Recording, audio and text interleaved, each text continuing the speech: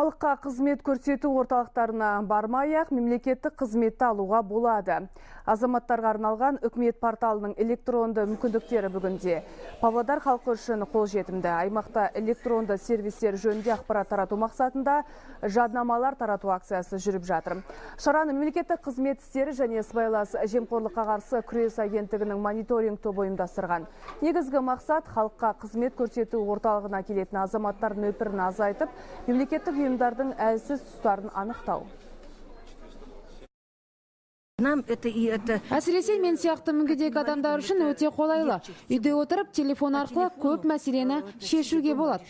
Сыбайлас жемқорлық тәуекелдіктің мүмкіндіктерін азайту, екіншіден жаңағы қызмет алушының уақытын үнемдеу, келуге қаражатын үнемдеу және электронды түрде қызмет алғанда мемлекеттік қызметтің сапасын жоғарылатып, уақытын қысқарту. Соны біздің осы халыққа қызмет көрсету орталықтарында келетін адамдар көрнекі түрде жаңағы 3 түрлі парақшалар болады. Соны оқып көріп, бұның ұтымды жақтарын қарапайым халыққа жеткізу.